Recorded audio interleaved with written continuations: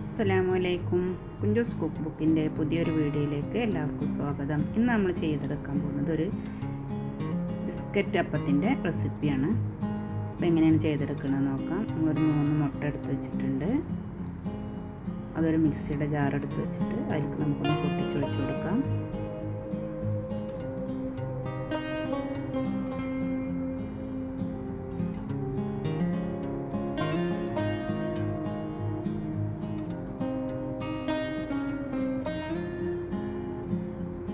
ഒരു 1/2 കപ്പ് പഞ്ചസാര ഇതിലിട്ട് കൊടുക്കാം. 6 ഏലക്ക, ആവശ്യത്തിന് ഉപ്പും ചേർത്ത് നമുക്കത് നന്നായിട്ട് അരച്ചെടുത്ത് വരാം.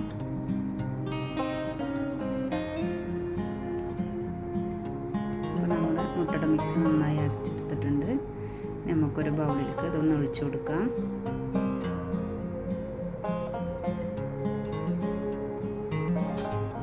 ഒരു 2.5 കപ്പ് മൈദ എടുത്ത് വെച്ചിട്ടുണ്ട്. അത് കുറേശ്ശായിട്ട് നമുക്ക് മുട്ടയുടെ മിക്സിയിൽ ചേർത്ത് കൊടുത്തിട്ട് കൈ വെച്ച് നന്നായി കുഴച്ചെടുക്കാം.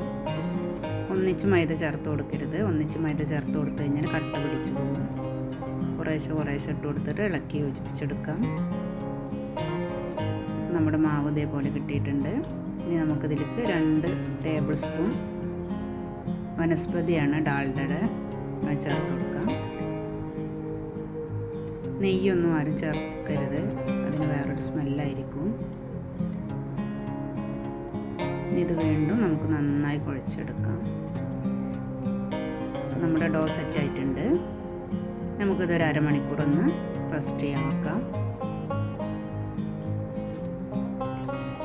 അരമണിക്കൂർ കഴിഞ്ഞ് നമ്മളെ ഡോ ഒന്ന് പുറത്തെടുത്ത് നമുക്കിതൊന്ന് കട്ട് ചെയ്ത് പരത്തി കൊടുക്കണം. 2 പകുതിയാക്കി കൊടുക്കാം.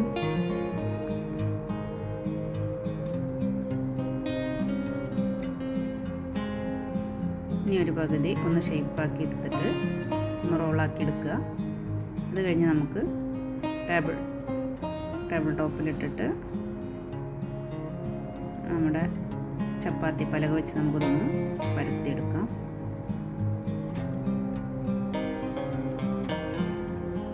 ചപ്പാത്തിനേക്കാളും കുറച്ച് കനത്തിലാണ് നമ്മളിത് പരത്തിയെടുക്കുന്നത്. നല്ല കനത്തിലാവും ചെയ്യരുത്.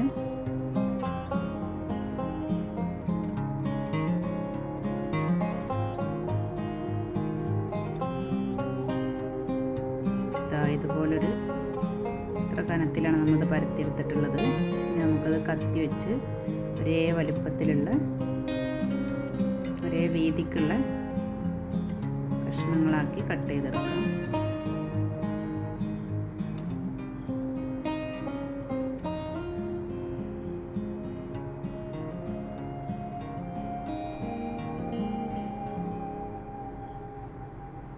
ഇനി ഓരോ പീസും നമുക്ക്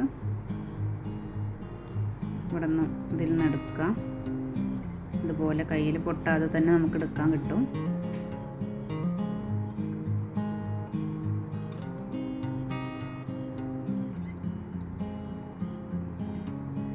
വീഡിയോ ആദ്യമായി കാണുന്നവരുണ്ടെങ്കിൽ ഒന്ന് സബ്സ്ക്രൈബ് ചെയ്ത് സപ്പോർട്ട് ചെയ്യുക.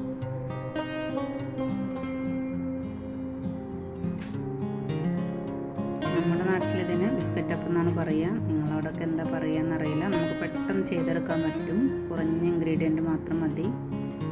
ഇനി നമുക്കിത് ഇന്ന് ഓരോ പീസ് കൊടുത്തിട്ട് ഇതുപോലെ ഒന്ന് ചെറുതായിട്ടൊന്ന് റോൾ ചെയ്ത് കൊടുക്കാം.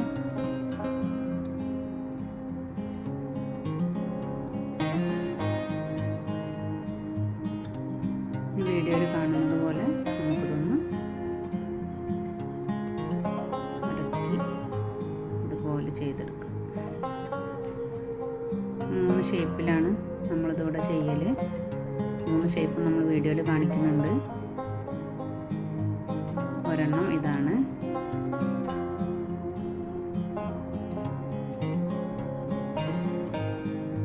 നമ്മളൊരു പാത്രത്തിൽ ഇതുപോലെ വെച്ച് കൊടുക്കാം. അടുത്ത ഷേപ്പ് എങ്ങനത്തെ നോക്കാം.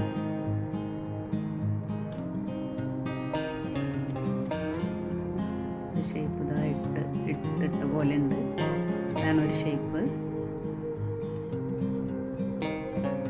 ഇനി നമ്മൾ ആദ്യം ചെയ്തെടുത്തതിൻ്റെ 3 ഇതളുകളുള്ളൊരു ഫ്ലവർ പോലെ ചെയ്തെടുക്കാം.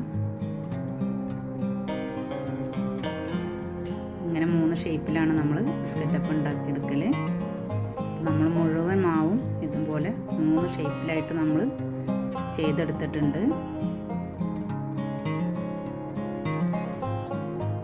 ഇനി നമുക്ക് ഇത് ഫ്രൈ ചെയ്തെടുക്കാം. നമ്മളൊരു ചട്ടി അടുപ്പത്ത് വെച്ചിട്ടുണ്ട്. എണ്ണ ചൂടായി വന്നിട്ടുണ്ട്. ഹൈ ഫ്ലെയിമിൽ വെക്കരുത്, മീഡിയം ഫ്ലെയിമിൽ വെച്ചിട്ട് നമുക്കിതൊക്കെ ഒന്ന് ഫ്രൈ ചെയ്തെടുക്കാം.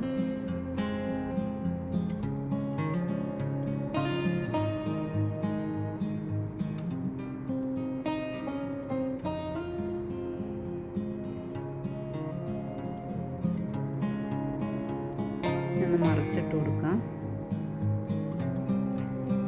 ചട്ടകം വെച്ച് ഒന്നിച്ച് കൊണ്ട് കുത്തി ഇളക്കി കൊടുക്കരുത്.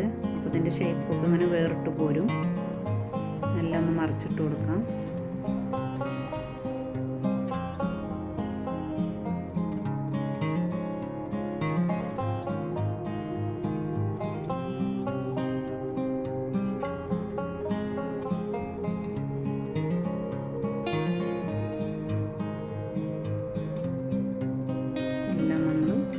കൊടുത്തിട്ടുണ്ട്. ഇനി മറ്റേ ഭാഗം നന്നായിട്ടൊന്ന് ഫ്രൈ ആവുന്നത് വരെ കാത്തു നിൽക്കാം. നമ്മുടെ ഫസ്റ്റത്തെ ബിസ്ക്കറ്റ് അപ്പം റെഡി ആയിട്ടുണ്ട്. ഇനി ഇതുപോലെ നമുക്കെല്ലാം ഫ്രൈ ചെയ്തെടുക്കാം. അപ്പോൾ നമുക്കൊരു പ്ലേറ്റ് നിറയെ ബിസ്ക്കറ്റ് അപ്പം കിട്ടിയിട്ടുണ്ട്. നല്ല നല്ല ക്രിസ്പി ആയിട്ടുള്ളതാണ്. കഴിക്കാനും നല്ല ടേസ്റ്റാണ്. വീഡിയോ ഇഷ്ടമായ എല്ലാവരും ലൈക്ക് ചെയ്യുക, ഷെയർ ചെയ്യുക, കമൻറ്റ് ചെയ്യുക. അടുത്തൊരു വീഡിയോയുമായി വീണ്ടും കാണാം.